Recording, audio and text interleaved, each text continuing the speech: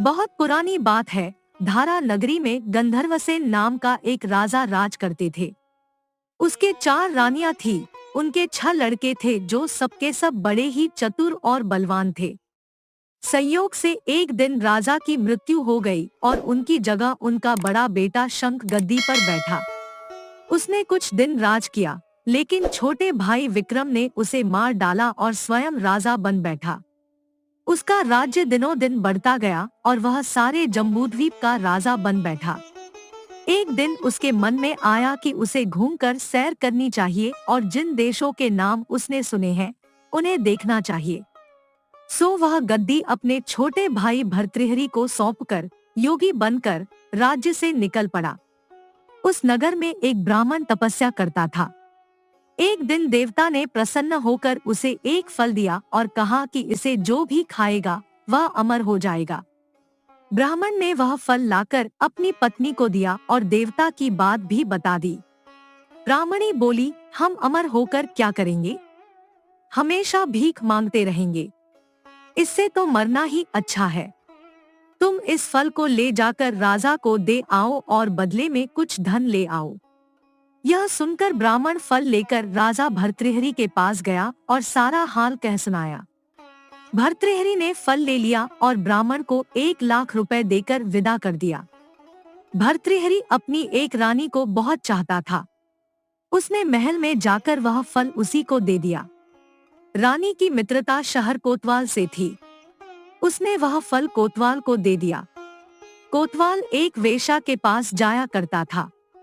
वह उस फल को उस वेश्या को दे आया। वेश्या ने सोचा कि यह फल तो राजा को खाना चाहिए। वह उसे लेकर राजा भर्तृहरि के पास गई और उसे दे दिया। भर्तृहरि ने उसे बहुत सा धन दिया, लेकिन जब उसने फल को अच्छी तरह से देखा तो पहचान लिया। उसे बड़ी चोट लगी, पर उसने किसी से कुछ कहा नहीं। उसने महल में जाकर रानी से पूछा कि तुमने उस फल का क्या किया? रानी ने कहा, मैंने उसे खा लिया। राजा ने वह फल निकालकर दिखा दिया। रानी घबरा गई और उसने सारी बात सच सच कह दी। भर्तृहरि ने पता लगाया तो उसे पूरी बात ठीक ठीक मालूम हो गई। वह बहुत दुखी हुआ। उसने सोचा, यह दुनिया मायाजाल है, इसमें अपना कोई नहीं। वह फल लेकर बाहर आया और उसे धुलवाकर स्वयं खा लिया। फिर राजपाट छोड़ योगी का भेष बना जंगल में तपस्या करने चला गया। भर्तृहरि के जंगल में चले जाने से विक्रम की गद्दी सूनी हो गई। जब राजा इंद्र को यह समाचार मिला तो उन्होंने एक देव को धारा नगरी की रखवाली के लिए भेज दिया। वह रात दिन वहीं रहने लगा। भर्तृहरि के राजपाट छोड़कर वन में चले जाने की बात विक्रम को मालूम हुई तो वह लौटकर अपने देश में आया। आधी रात का समय था। जब वह नगर में घुसने लगा तो देव ने उसे रोका। राजा ने कहा, मैं विक्रम हूँ, यह मेरा राज है, तुम रोकने वाले कौन होते? देव बोला, मुझे राजा इंद्र ने इस नगर की चौकसी के लिए भेजा है। तुम सच्चे राजा विक्रम हो तो आओ, पहले मुझसे लड़ो। दोनों में लड़ाई हुई। राजा ने जरा सी देर में देव को पछाड़ दिया। तब देव बोला, हे राजन, तुमने मुझे हरा दिया, मैं तुम्हें जीवन दान देता हूँ। इसके बाद देव ने कहा, राजन, एक नगर और एक नक्षत्र में तुम 3 आदमी पैदा हुए थे। तुमने राजा के घर में जन्म लिया, दूसरे ने तेली के और तीसरे ने कुम्हार के। तुम यहाँ का राज करते हो। तेली पाताल का राज करता था। कुम्हार ने योग साधकर तेली को मारकर शमशान में पिशाच बना सिरस के पेड़ से लटका दिया है। अब वह तुम्हें मारने की फिराक में है, उससे सावधान रहना। इतना कहकर देव चला गया और राजा महल में आ गया। राजा को वापस आया देख सबको बड़ी खुशी हुई। नगर में आनंद मनाया गया। राजा फिर राज करने लगा। एक दिन की बात है कि शांतिशील नाम का एक योगी राजा के पास दरबार में आया और उसे एक फल देकर चला गया। राजा को आशंका हुई कि देव ने जिस आदमी को बताया था, कहीं यह वही तो नहीं है। यह सोच उसने फल नहीं खाया, भंडारी को दे दिया। योगी आता और राजा को एक फल दे जाता। संयोग से एक दिन राजा अपना अस्तबल देखने गया था योगी वहीं पहुंचा और फल राजा के हाथ में दे दिया। राजा ने उसे उछाला तो वह हाथ से छूटकर धरती पर गिर पड़ा। उसी समय एक बंदर ने झपटकर उसे उठा लिया और तोड़ डाला। उसमें से एक लाल मणि निकला, जिसकी चमक से सबकी आंखें चौंधिया गई। राजा को बड़ा अचरज हुआ। उसने योगी से पूछा, आप यह लाल मणि मुझे रोज क्यों दे जाते हैं? योगी ने जवाब दिया, महाराज, राजा, गुरु, ज्योतिषी, वैद्य और बेटी, इनके घर कभी खाली हाथ नहीं जाना चाहिए। राजा ने भंडारी को बुलाकर पीछे के सब फल मंगवाए। तुड़वाने पर सब में से एक एक लाल मणि निकला। इतने लाल मणि देखकर राजा को बड़ा हर्ष हुआ। उसने जौहरी को बुलवाकर उनका मूल्य पूछा। जौहरी बोला, महाराज, ये लाल मणि इतने कीमती हैं कि इनका मोल करोड़ों रुपयों में भी नहीं आका जा सकता। एक एक लाल एक एक राज्य के बराबर है। यह सुनकर राजा योगी का हाथ पकड़कर गद्दी पर ले गया। बोला, योगीराज, आप सुनी हुई बुरी बातें दूसरों के सामने नहीं कही जाती। राजा उसे अकेले में ले गया। वहां जाकर योगी ने कहा, महाराज, बात यह है कि गोदावरी नदी के किनारे मसान में मैं एक मंत्र सिद्ध कर रहा हूँ। उसके सिद्ध हो जाने पर मेरा मनोरथ पूरा हो जाएगा। तुम एक रात मेरे पास रहोगे तो मंत्र सिद्ध हो जाएगा। एक दिन रात को हथियार बांधकर तुम अकेले मेरे पास आ जाना। राजा ने कहा, अच्छी बात है। इसके उपरांत योगी दिन और समय बताकर अपने मठ में चला गया। वह दिन आने पर राजा अकेला वहां पहुंचा। योगी ने उसे अपने पास बिठा लिया। थोड़ी देर बैठकर राजा ने पूछा, महाराज, मेरे लिए क्या आज्ञा है? योगी ने कहा, राजन, यहाँ से दक्षिण दिशा में 2 कोस की दूरी पर मसान में एक सिरस के पेड़ पर एक मुर्दा लटका है। उसे मेरे पास ले आओ, तब तक मैं यहाँ पूजा करता हूँ। यह सुनकर राजा वहाँ से चल दिया। बड़ी भयंकर रात थी। चारों ओर अंधेरा फैला था। पानी बरस रहा था। भूत प्रेत शोर मचा रहे थे। सांप आकर पैरों में लिपटते थे। लेकिन राजा हिम्मत से आगे बढ़ता गया। जब वह मसान में पहुंचा तो देखता क्या है कि शेर दहाड़ रहे हैं, हाथी चिंघाड़ रहे हैं, भूत प्रेत आदमियों को मार रहे हैं। राजा बेधड़क चलता गया और सिरस के पेड़ के पास पहुंच गया। पेड़ जड़ से फुनगी तक आग से दहक रहा था। राजा ने सोचा, हो यह वही योगी है जिसकी बात देव ने बताई थी। पेड़ पर रस्सी से बंधा मुर्दा लटक रहा था। राजा पेड़ पर चढ़ गया और तलवार से रस्सी काट दी। मुर्दा नीचे गिर पड़ा और दहाड़ मार मार कर रोने लगा। राजा ने नीचे आकर पूछा, तू कौन है? राजा का इतना कहना था कि वह मुर्दा खिलखिलाकर हंस पड़ा। राजा को बड़ा अचरज हुआ। तभी वह मुर्दा फिर पेड़ पर जा लटका। राजा फिर चढ़कर ऊपर गया और रस्सी काट मुर्दे को बगल में दबा नीचे आया। बोला, बता, तू कौन है? मुर्दा चुप रहा। तब राजा ने उसे एक चादर में बांधा और योगी के पास ले चला। रास्ते में वह मुर्दा बोला, मैं बेताल हूँ। तू कौन है और मुझे कहाँ ले जा रहा है? राजा ने कहा, मेरा नाम विक्रम है, मैं धारा नगरी का राजा हूँ, मैं तुझे योगी के पास ले जा रहा हूँ। बेताल बोला, मैं एक शर्त पर चलूंगा, अगर तू रास्ते में बोलेगा तो मैं लौटकर पेड़ पर जा लटकूंगा। राजा ने उसकी बात मान ली। फिर बेताल बोला, पंडित, चतुर और ज्ञानी, इनके दिन अच्छी अच्छी बातों में बीतते हैं, जबकि मूर्खों के दिन कलह और नींद में। अच्छा होगा कि हमारी राह भली बातों की चर्चा में बीत जाए। मैं तुझे एक कहानी सुनाता हूँ, ले सुन। काशी में प्रतापमुकुट नाम का राजा राज्य करता था। उसके वज्रमुकुट नाम का एक बेटा था। एक दिन राजकुमार दीवान के लड़के को साथ लेकर शिकार खेलने जंगल गया। घूमते घूमते उन्हें तालाब मिला। उसके पानी में कमल खिले थे और हंस किलोल कर रहे थे। किनारों पर घने पेड़ थे जिन पर पक्षी चहचहा रहे थे।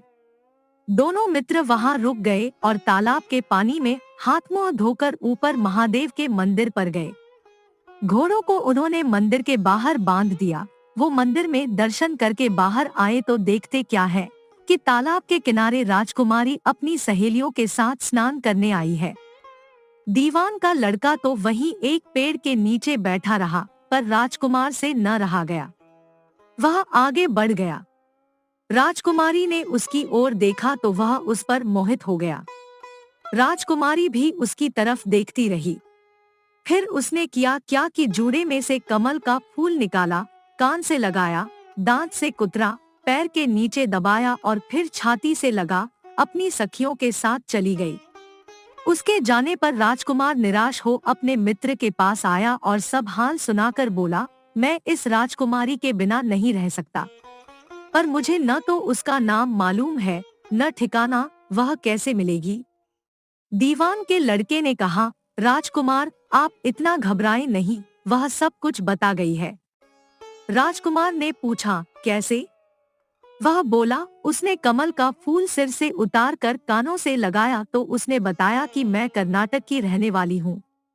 दांत से कुतरा तो उसका मतलब था कि मैं दंतबाट राजा की बेटी हूँ। पांव से दबाने का अर्थ था कि मेरा नाम पद्मावती है, और छाती से लगाकर उसने बताया कि तुम मेरे दिल में बस गए हो। इतना सुनना था कि राजकुमार खुशी से फूल उठा। बोला, अब मुझे कर्नाटक देश में ले चलो। दोनों मित्र वहां से चल दिए। घूमते फिरते, सैर करते दोनों कई दिन बाद वहां पहुंचे। राजा के महल के पास गए तो एक बुढ़िया अपने द्वार पर बैठी चरखा काटती मिली। उसके पास जाकर दोनों घोड़ों से उतर पड़े और बोले, माई हम सौदागर हैं, हमारा सामान पीछे आ रहा है, हमें रहने को थोड़ी जगह दे दो। उनकी शक्ल सूरत देखकर और बात सुनकर बुढ़िया के मन में ममता उमड़ आई। बोली, बेटा तुम्हारा घर है, जब तक जी में आए रहो। दोनों वहीं ठहर गए। दीवान के बेटे ने उससे पूछा, माई तुम क्या करती हो, तुम्हारे घर में कौन कौन है, तुम्हारी गुजर कैसे होती है? बुढ़िया ने जवाब दिया, बेटा मेरा एक बेटा है जो राजा की चाकरी में है, मैं राजा की बेटी पद्मावती की धाई थी। बूढ़ी हो जाने से अब घर में रहती हूँ। राजा खाने पीने को दे देता है, दिन में एक बार राजकुमारी को देखने महल में जाती हूँ। राजकुमार ने बुढ़िया को कुछ धन दिया और कहा, माई कल तुम वहाँ जाओ तो राजकुमारी से कह देना कि जेठ सुदी पंचमी को तुम्हें तालाब पर जो राजकुमार मिला था वह आ गया है। अगले दिन जब बुढ़िया राजमहल गई तो उसने राजकुमार का संदेशा उसे दे दिया। सुनते ही राजकुमारी ने गुस्सा होकर हाथों में चंदन लगाकर उसके गाल पर तमाचा मारा और कहा, मेरे घर से निकल जा। बुढ़िया ने घर आकर सब हाल राजकुमार को कह सुनाया। राजकुमार हक्का बक्का रह गया। तब उसके मित्र ने कहा, राजकुमार आप घबराएं नहीं, उसकी बातों को समझें। उसने 10 उंगलियां सफेद चंदन में मारी, इससे उसका मतलब यह है कि अभी 10 रोज चांदनी के हैं। उनके बीतने पर मैं अंधेरी रात में मिलूंगी। 10 दिन के बाद बुढ़िया ने फिर राजकुमारी को खबर दी तो इस बार उसने केसर के रंग में 3 उंगलियां डुबोकर उसके मुंह पर मारी और कहा, भाग यहाँ से। बुढ़िया ने आकर सारी बात सुना दी। राजकुमार शोक से व्याकुल हो गया। दीवान के लड़के ने समझाया, इसमें हैरान होने की क्या बात है।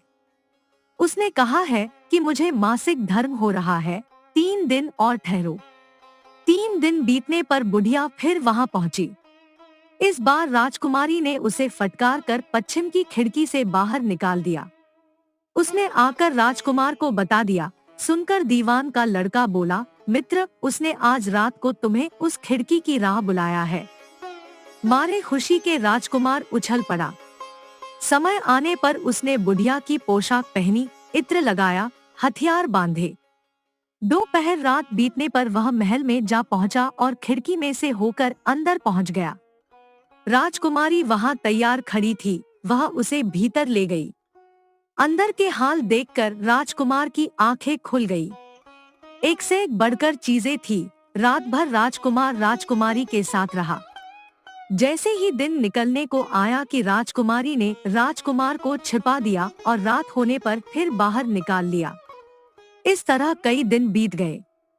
अचानक एक दिन राजकुमार को अपने मित्र की याद आई। उसे चिंता हुई कि पता नहीं उसका क्या हुआ होगा। उदास देखकर राजकुमारी ने कारण पूछा तो उसने बता दिया। बोला, वह मेरा बड़ा प्यारा दोस्त है, बड़ा चतुर है। उसकी होशियारी ही से तो तुम मुझे मिल पाई हो। राजकुमारी ने कहा, मैं उसके लिए बढ़िया भोजन बनवाती हूँ, तुम उसे खिलाकर तसल्ली देकर लौट आना। खाना साथ में लेकर राजकुमार अपने मित्र के पास पहुंचा। वे महीने भर से मिले नहीं थे। राजकुमार ने मिलने पर सारा हाल सुनाकर कहा कि राजकुमारी को मैंने तुम्हारी चतुराई की सारी बातें बता दी हैं, तभी तो उसने यह भोजन बनाकर भेजा है। दीवान का लड़का सोच में पड़ गया। उसने कहा, यह तुमने अच्छा नहीं किया। राजकुमारी समझ गई कि जब तक मैं हूँ वह तुम्हें अपने बस में नहीं रख सकती, इसलिए उसने इस खाने में जहर मिलाकर भेजा है। यह कहकर दीवान के लड़के ने थाली में से एक लड्डू उठाकर कुत्ते के आगे डाल दिया। खाते ही कुत्ता मर गया। राजकुमार को बड़ा बुरा लगा। उसने कहा, ऐसी स्त्री से भगवान बचाए, मैं अब उसके पास नहीं जाऊंगा। दीवान का बेटा बोला, नहीं, अब ऐसा उपाय करना चाहिए जिससे हम उसे घर ले चलें। आज रात को तुम वहां जाओ। जब राजकुमारी सो जाए तो उसकी बाईं जांघ पर त्रिशूल का निशान बनाकर उसके गहने लेकर चले आना। राजकुमार ने ऐसा ही किया। उसके आने पर दीवान का बेटा उसे साथ ले योगी का भेष बना, मरघट में जा बैठा और राजकुमार से कहा कि तुम ये गहने लेकर बाजार में बेच आओ। कोई पकड़े तो कह देना कि मेरे गुरु के पास चलो और उसे यहाँ ले आना। राजकुमार गहने लेकर शहर गया और महल के पास एक सुनार को उन्हें दिखाया। देखते ही सुनार ने उन्हें पहचान लिया और कोतवाल के पास ले गया। कोतवाल ने पूछा तो उसने कह दिया कि ये मेरे गुरु ने मुझे दिए हैं। गुरु को भी पकड़वा लिया गया। सब राजा के सामने पहुँचे। राजा ने पूछा, योगी महाराज, ये गहने आपको कहाँ से मिले? योगी बने दीवान के बेटे ने कहा, महाराज, मैं मसान में काली चौदस को डाकिनी मंत्र सिद्ध कर रहा था कि डाकिनी आई। मैंने उसके गहने उतार लिए और उसकी बाईं जांघ में त्रिशूल का निशान बना दिया। इतना सुनकर राजा महल में गया और उसने रानी से कहा कि पद्मावती की बाईं जांघ पर देखो कि त्रिशूल का निशान तो नहीं है। रानी देखा तो था। राजा को बड़ा दुख हुआ। बाहर आकर वह योगी को एक ओर ले जाकर बोला, महाराज, धर्मशास्त्र में खोटी स्त्रियों के लिए क्या दंड है? योगी ने जवाब दिया, राजन, ब्राह्मण, गौ, स्त्री, लड़का और अपने आश्रय में रहने वाले से कोई खोटा काम हो जाए तो उसे देश निकाला दे देना चाहिए। यह सुनकर राजा ने पद्मावती को डोली में बिठाकर जंगल में छुड़वा दिया। राजकुमार और दीवान का बेटा तो ताक में बैठे ही थे। राजकुमारी को अकेली पाकर साथ ले अपने नगर में लौट आए और आनंद से रहने लगे। इतनी बात सुनाकर बेताल बोला, राजन, यह बताओ कि पाप किसको लगा है? राजा ने कहा, पाप तो राजा को लगा। दीवान के बेटे ने अपने स्वामी का काम किया। कोतवाल ने राजा का कहना माना और राजकुमार ने अपना मनोरथ सिद्ध किया। राजा ने पाप किया, जो बिना विचारे उसे देश निकाला दे दिया। राजा का इतना कहना था कि बेताल फिर उसी पेड़ पर जा लटका। राजा वापस गया और बेताल को लेकर चल दिया। बेताल बोला, राजन, सुनो, एक कहानी और सुनाता हूँ। यमुना के किनारे धर्मस्थान नामक एक नगर था। उस नगर में गणाधिप नाम का राजा राज करता था। उसी में केशव नाम का एक ब्राह्मण भी रहता था। ब्राह्मण यमुना के तट पर जप तप किया करता था। उसकी एक पुत्री थी जिसका नाम मालती था। वह बड़ी रूपवती थी। जब वह ब्याह के योग्य हुई तो उसके माता पिता और भाई को चिंता हुई। संयोग से एक दिन जब ब्राह्मण अपने किसी यजमान की बारात में गया था और भाई पढ़ने गया था, तभी उनके घर में एक ब्राह्मण का लड़का आया। लड़की की माँ ने उसके रूप और गुणों को देखकर उससे कहा कि मैं तुमसे अपनी लड़की का ब्याह करूंगी।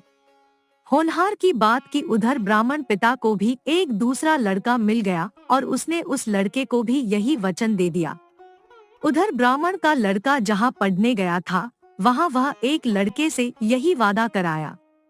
कुछ समय बाद बाप बेटे घर में इकट्ठे हुए तो देखते क्या है कि वहाँ एक तीसरा लड़का और मौजूद है।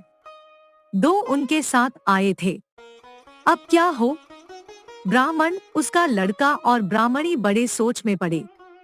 दैवयोग से हुआ क्या कि लड़की को सांप ने काट लिया और वह मर गई। उसके बाप, भाई और तीनों लड़कों ने बड़ी भागदौड़ की, जहर झाड़ने वालों को बुलाया, पर कोई नतीजा न निकला। सब अपनी अपनी करके चले गए। दुखी होकर वे उस लड़की को श्मशान में ले गए और क्रियाकर्म कराए। तीनों लड़कों में से एक ने तो उसकी हड्डियां चुन ली और फकीर बनकर जंगल में चला गया।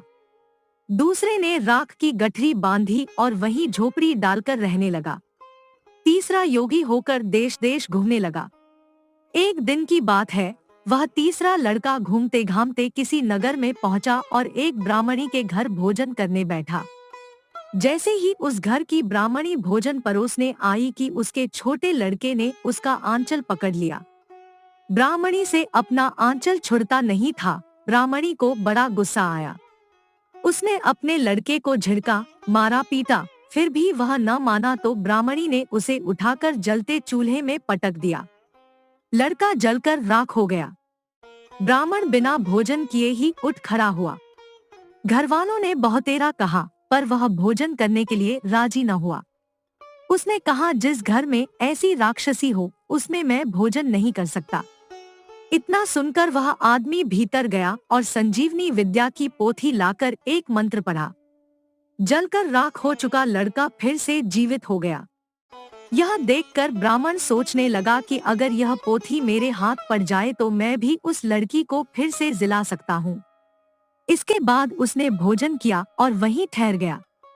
जब रात को सब खा पी कर सो गए तो वह ब्राह्मण चुपचाप वह पोथी लेकर चल दिया। जिस स्थान पर उस लड़की को जलाया गया था, वहां जाकर उसने देखा कि दूसरे लड़के वहां बैठे बातें कर रहे हैं। इस ब्राह्मण के यह कहने पर कि उसे संजीवनी विद्या की पोथी मिल गई है और वह मंत्र पढ़कर लड़की को जिया सकता है, उन दोनों ने हड्डियां और राख निकाली। ब्राह्मण ने जैसे ही मंत्र पढ़ा, वह लड़की जी उठी। अब तीनों उसके पीछे आपस में झगड़ने लगे। इतना कहकर बेताल बोला, राजा बताओ कि वह लड़की किसकी स्त्री होनी चाहिए? राजा ने जवाब दिया, जो वहाँ कुटिया बना कर रहा उसकी। बेताल ने पूछा, क्यों? राजा बोला, जिसने हड्डियां रखी वह तो उसके बेटे के बराबर हुआ। जिसने विद्या सीख कर जीवनदान दिया वह बाप के बराबर हुआ। जो राख लेकर रमा रहा वही उसकी हकदार है। राजा का यह जवाब सुनकर बेताल फिर पेड़ पर जा लटका। राजा को फिर लौटना पड़ा और जब वह उसे लेकर चला तो बेताल ने तीसरी कहानी सुनाई। वर्धमान नगर में रूपसेन नाम का राजा राज करता था। एक दिन उसके यहाँ वीरवर नाम का एक राजपूत नौकरी के लिए आया। राजा ने उससे पूछा कि उसे खर्च के लिए क्या चाहिए तो उसने जवाब दिया, 1000 तोले सोना। सुनकर सबको बड़ा आश्चर्य हुआ। राजा ने पूछा, तुम्हारे साथ कौन कौन है? उसने जवाब दिया, मेरी स्त्री, बेटा और बेटी। राजा को और भी अचंभा हुआ, आखिर 4 जने इतने धन का क्या करेंगे? फिर भी उसने उसकी बात मान ली। उस दिन से वीरवर रोज 1000 तोले सोना भंडारी से लेकर अपने घर आता। उसमें से आधा ब्राह्मणों में बांट देता, बाकी के 2 हिस्से करके एक मेहमानों, वैरागियों और सन्यासियों को देता और दूसरे से भोजन बनवाकर पहले गरीबों को खिलाता, उसके बाद जो बचता उसे स्त्री बच्चों को खिलाता, आप खाता। काम यह था कि शाम होते ही ढाल तलवार लेकर राज के पलंग की चौकीदारी करता। राजा को जब कभी रात को जरूरत होती वह हाजिर रहता। एक आधी रात के समय राजा को मरघट की ओर से किसी के रोने की आवाज आई। उसने वीरवर को पुकारा तो वहां आ गया। राजा ने कहा, जाओ पता लगाकर आओ कि इतनी रात गए यह कौन रो रहा है और क्यों रो रहा है। वीरवर तत्काल वहां से चल दिया। मरघट में जाकर देखता क्या है कि सिर से पांव तक एक स्त्री गहनों से लदी कभी नाचती है, कभी कूदती है और सिर पीट पीट कर रोती है, लेकिन उसकी आंखों से एक बूंद आंसू की नहीं निकलती। वीरवर ने पूछा, तुम कौन हो, क्यों रोती हो? उसने कहा, मैं राजलक्ष्मी हूँ। रोती इसलिए हूँ कि राजा के घर में खोटे काम होते हैं, इसलिए वहाँ दरिद्रता का डेरा पड़ने वाला है। मैं वहाँ से चली जाऊंगी और राजा दुखी होकर 1 महीने में मर जाएगा। सुनकर वीरवर ने पूछा, इससे बचने का क्या कोई उपाय है? स्त्री बोली, हाँ है। यहाँ से पूरब में 1 योजन पर एक देवी का मंदिर है।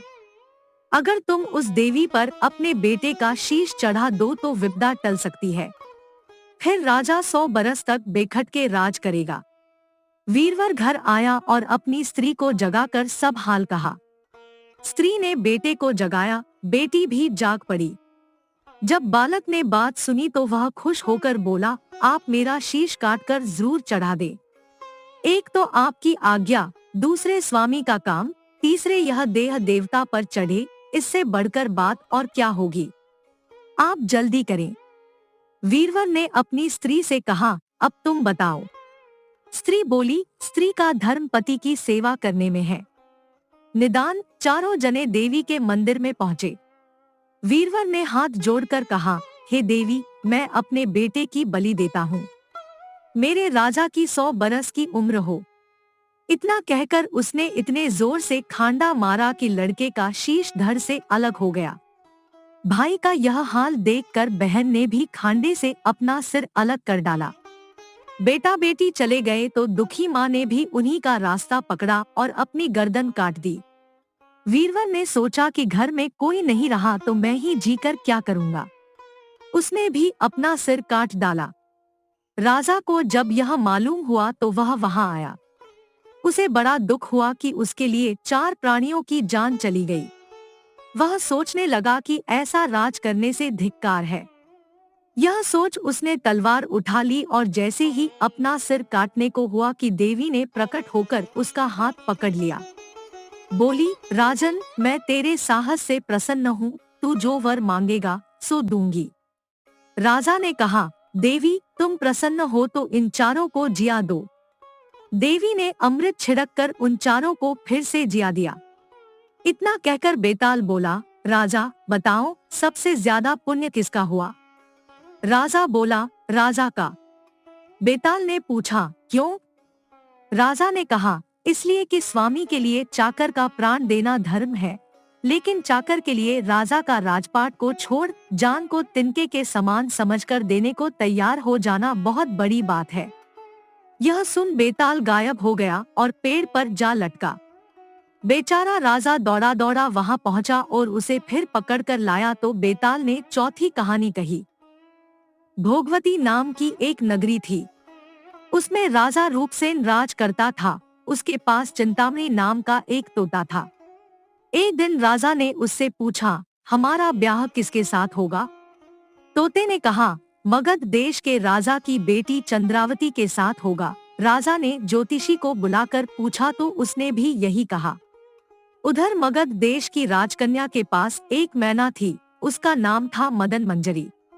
एक दिन राजकन्या ने उससे पूछा कि मेरा विवाह किसके साथ होगा, तो उसने कह दिया कि भोगवती नगर के राजा रूपसेन के साथ। इसके बाद दोनों को विवाह हो गया। रानी के साथ उसकी मैना भी आ गई। राजा रानी ने तोता मैना का ब्याह करके उन्हें एक पिंजरे में रख दिया। एक दिन की बात की तोता मैना में बहस हो गई। मैना ने कहा, आदमी बड़ा पापी, दगाबाज और अधर्मी होता है। तोते ने कहा, स्त्री झूठी, लालची और हत्यारी होती है। दोनों का झगड़ा बढ़ गया तो राजा ने कहा, क्या बात है, तुम आपस में लड़ते क्यों हो? मैना ने कहा, महाराज, मर्द बड़े बुरे होते हैं। इसके बाद मैना ने एक कहानी सुनाई। इलापुर नगर में महाधन नाम का एक सेठ रहता था। विवाह के बहुत दिनों के बाद उसके घर एक लड़का पैदा हुआ। सेठ ने उसका बड़ी अच्छी तरह से लालन पालन किया, पर लड़का बड़ा होकर जुआ खेलने लगा।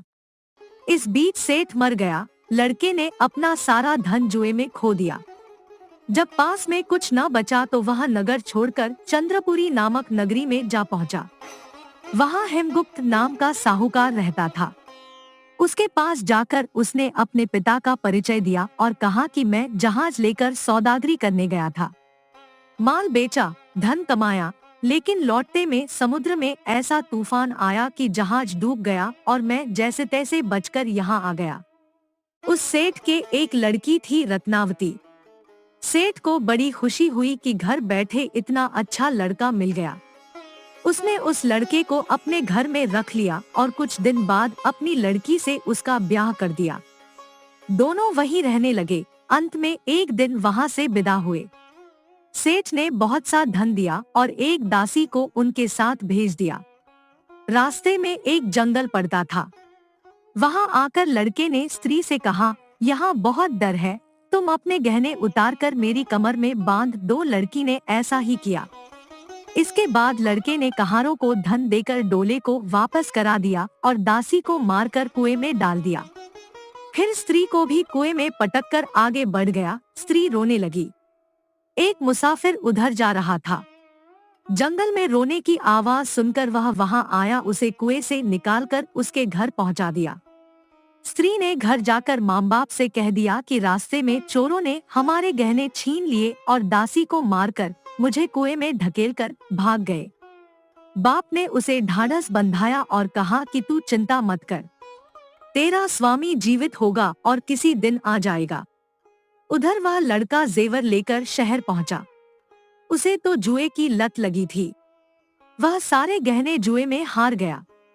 उसकी बुरी हालत हुई तो वह यह बहाना बनाकर कि उसके लड़का हुआ है, फिर अपनी ससुराल चला।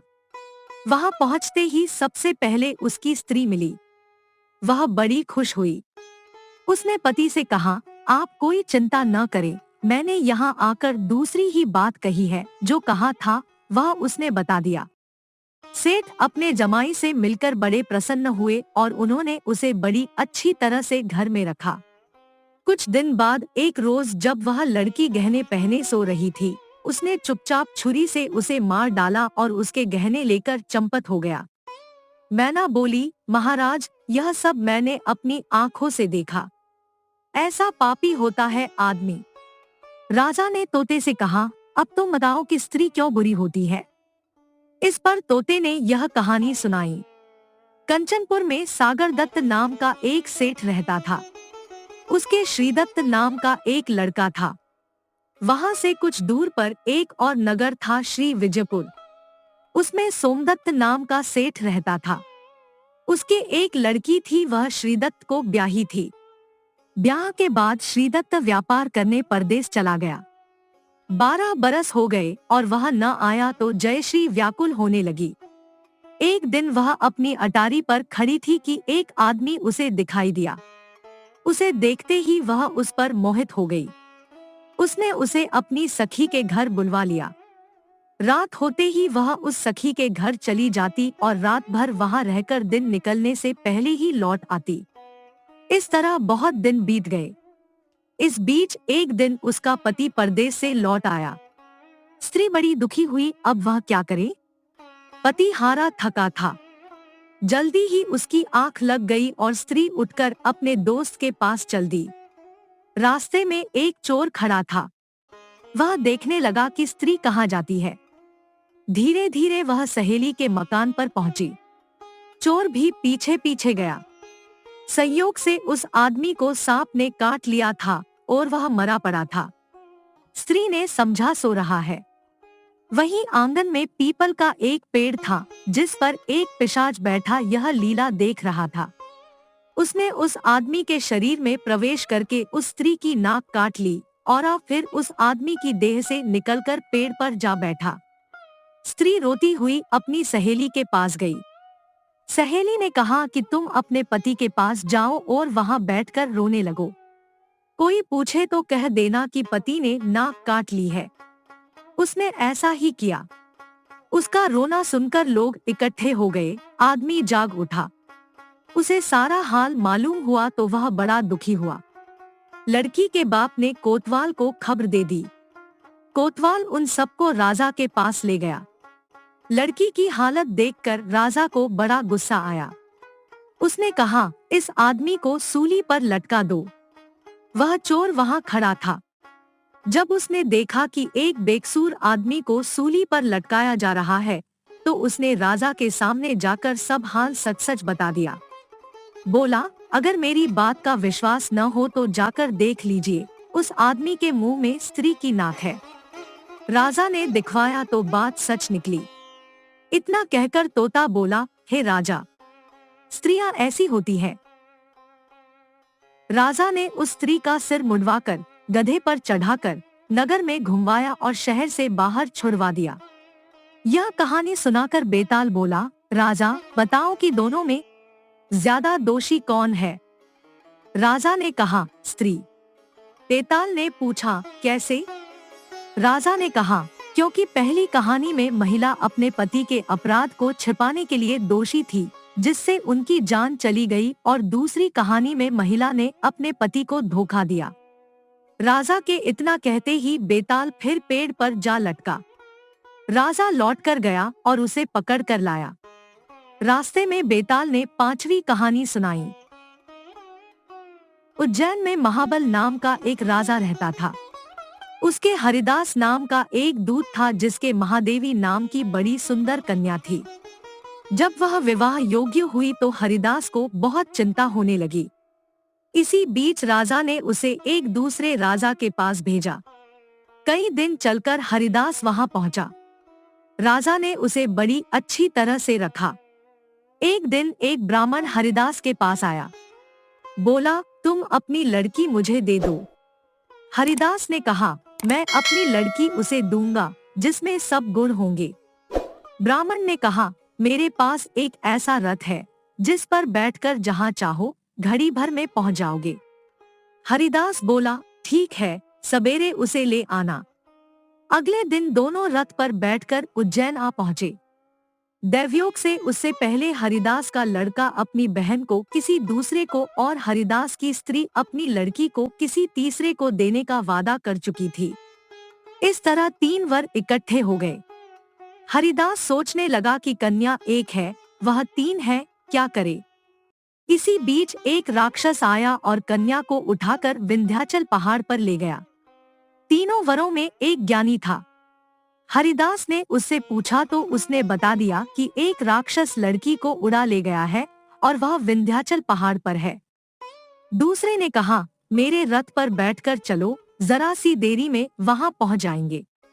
तीसरा बोला, मैं शब्दवेधी तीर चलाना जानता हूँ, राक्षस को मार गिराऊंगा।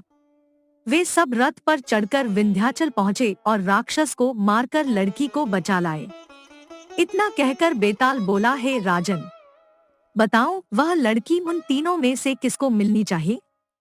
राजा ने कहा, जिसने राक्षस को मारा उसको मिलनी चाहिए, क्योंकि असली वीरता तो उसी ने दिखाई, बाकी 2 ने तो मदद की। राजा का इतना कहना था कि बेताल फिर पेड़ पर जा लटका और राजा फिर उसे लेकर आया तो रास्ते में बेताल ने छठी कहानी सुनाई। धर्मपुर नाम की एक नगरी थी। उसमें धर्मशील नाम का राजा राज करता था। उसके अंधक नाम का दीवान था। एक दिन दीवान ने कहा, महाराज, एक मंदिर बनवाकर देवी को बिठाकर पूजा की जाए तो बड़ा पुण्य मिलेगा। राजा ने ऐसा ही किया। एक दिन देवी ने प्रसन्न होकर उससे वर मांगने को कहा।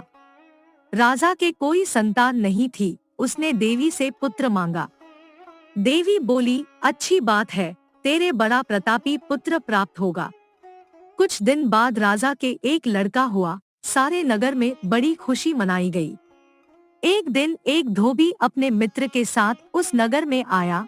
उसकी निगाह देवी के मंदिर में पड़ी। उसने देवी को प्रणाम करने का इरादा किया। उसी समय उसे एक धोबी की लड़की दिखाई दी जो बड़ी सुंदर थी। उसे देखकर वह इतना पागल हो गया कि उसने मंदिर में जाकर देवी से प्रार्थना की, हे देवी, यह लड़की मुझे मिल जाए, अगर मिल गई तो मैं अपना सिर तुझ पर चढ़ा दूंगा। इसके बाद वह हर घड़ी बेचैन रहने लगा। उसके मित्र ने उसके पिता से सारा हाल कहा। अपने बेटे की यह हालत देखकर वह लड़की के पिता के पास गया और उसके अनुरोध करने पर दोनों का विवाह हो गया। विवाह के कुछ दिन बाद लड़की के पिता के यहाँ उत्सव हुआ। इसमें शामिल होने के लिए न्योता आया। मित्र को साथ लेकर दोनों चले। रास्ते में उसी देवी का मंदिर पड़ा तो लड़के को अपना वादा याद आ गया। उसने मित्र और स्त्री को थोड़ी देर रुकने को कहा और स्वयं जाकर देवी को प्रणाम करके इतने जोर से तलवार मारी कि उसका सिर धड़ से अलग हो गया। देर हो जाने पर जब उसका मित्र मंदिर के अंदर गया तो देखता क्या है कि उसके मित्र का सिर धड़ से अलग पड़ा है। उसने सोचा कि यह दुनिया बड़ी बुरी है, कोई यह तो समझेगा नहीं कि इसने अपने आप शीश चढ़ाया है। सब यही कहेंगे कि इसकी सुंदर स्त्री को हड़पने के लिए मैंने इसकी गर्दन काट दी, इससे कहीं मर जाना अच्छा है। यह सोच उसने तलवार लेकर अपनी गर्दन उड़ा दी। उधर बाहर खड़ी खड़ी स्त्री हैरान हो गई तो वह मंदिर के भीतर गई, देखकर चकित रह गई। सोचने लगी कि दुनिया कहेगी यह बुरी औरत होगी, इसलिए दोनों को मार आई। इस बदनामी से मर जाना अच्छा है। यह सोच उसने तलवार उठाई और जैसे ही गर्दन पर मारनी चाही कि देवी ने प्रकट होकर उसका हाथ पकड़ लिया और कहा, मैं तुझ पर प्रसन्न हूँ, जो चाहो सो मांगो। स्त्री बोली, हे देवी, इन दोनों को जिया दो। देवी ने कहा, अच्छा, तुम दोनों के सिर मिलाकर रख दो। घबराहट में स्त्री ने सिर जोड़े तो गलती से एक का सिर दूसरे के धड़ पर लग गया। देवी ने दोनों को जिया दिया। अब वे दोनों आपस में झगड़ने लगे। एक कहता था कि यह स्त्री मेरी है, दूसरा कहता मेरी। बेताल बोला, हे राजन, बताओ कि यह स्त्री किसकी हो। राजा ने कहा, नदियों में गंगा उत्तम है, पर्वतों में सुमेरु, वृक्षों में कल्प वृक्ष और अम्बों में सिर। इसलिए शरीर पर पति का सिर लगा हो वही पति होना चाहिए। इतना सुनकर बेताल फिर पेड़ पर जा लटका। राजा उसे फिर लाया तो उसने सातवीं कहानी कही। मिथिलावती नाम की एक नगरी थी, उसमें गुंधिप नाम का राजा राज करता था। उसकी सेवा करने के लिए दूर देश से एक राजकुमार आया। वह बराबर कोशिश करता रहा, लेकिन राजा से उनकी भेंट न हुई। जो कुछ वह अपने साथ लाया था वह सब बराबर हो गया। एक दिन राजा शिकार खेलने चला, राजकुमार भी साथ हो लिया। चलते चलते राजा एक वन में पहुंचा। वहां उसके नौकर चाकर बिछुड़ गए। राजा के साथ अकेला वह राजकुमार रह गया। उसने राजा को रोका। राजा ने उसकी ओर देखा तो पूछा, तू इतना कमजोर क्यों हो रहा है। उसने कहा, इसमें मेरे कर्म का दोष है। मैं जिस राजा के पास रहता हूँ वह हजारों को पालता है, पर उसकी निगाह मेरी और नहीं जाती। राजन, छह बातें आदमी को हल्का करती है। खोटे नर की प्रीति, बिना कारण हंसी, स्त्री से विवाद, असज्जन स्वामी की सेवा, गधे की सवारी और बिना संस्कृत की भाषा। और है राजा, ये 5 चीजें आदमी के पैदा होते ही विधाता उसके भाग्य में लिख देता है, आयु, कर्म, धन, विद्या और यश। राजन, जब तक आदमी का पुण्य उदय रहता है तब तक उसके बहुत से दास रहते हैं। जब पुण्य घट जाता है तो भाई भी बैरी हो जाते हैं। पर एक बात है, स्वामी की सेवा अकारत नहीं जाती, कभी ना कभी फल मिल ही जाता है। यह सुन राजा के मन पर उसका बड़ा असर हुआ। कुछ समय घूमने घामने के बाद वे नगर में लौट आए। राजा ने उसे अपनी नौकरी में रख लिया। उसे बढ़िया बढ़िया कपड़े और गहने दिए। एक दिन राजकुमार किसी काम से कहीं गया। रास्ते में उसे देवी का मंदिर मिला। उसने अंदर जाकर देवी की पूजा की। जब वह बाहर निकला तो देखता क्या है, उसके पीछे एक सुंदर स्त्री चली आ रही है। राजकुमार उसे देखते ही उसकी ओर आकर्षित हो गया। स्त्री ने कहा, पहले तुम कुंड में स्नान कर आओ, फिर जो कहोगे सो करूंगी। इतना सुनकर राजकुमार कपड़े उतारकर जैसे ही कुंड में घुसा और गोता लगाया कि अपने नगर में पहुंच गया। उसने जाकर राजा को सारा हाल कह सुनाया। राजा ने कहा, यह अचरज मुझे भी दिखाओ। दोनों घोड़ों पर सवार होकर देवी के मंदिर पर आए। अंदर जाकर दर्शन किए और जैसे ही बाहर निकले कि वह स्त्री प्रकट हो गई। राजा को देखते ही बोली, महाराज, मैं आपके रूप पर मुग्ध हूँ, आप जो कहेंगे वही करूंगी। राजा ने कहा, ऐसी बात है तो तू मेरे इस सेवक से विवाह कर ले। स्त्री बोली, यह नहीं होने सकता, मैं तो तुम्हें चाहती हूँ। राजा ने कहा, सज्जन लोग जो कहते हैं उसे निभाते हैं, तुम अपने वचन का पालन करो। इसके बाद राजा ने उसका विवाह अपने सेवक से करा दिया। इतना कहकर बेताल बोला, हे राजन, यह बताओ कि राजा और सेवक दोनों में से किसका काम बड़ा हुआ? राजा ने कहा, नौकर का। बेताल ने पूछा, सो कैसे? राजा बोला, उपकार करना राजा का तो धर्म ही था, इसलिए उसके उपकार करने में कोई खास बात नहीं हुई। लेकिन जिसका धर्म नहीं था उसने उपकार किया तो उसका काम बढ़कर हुआ। इतना सुनकर बेताल फिर पेड़ पर जा लटका और राजा जब उसे पुन लेकर चला तो उसने 8वीं कहानी सुनाई।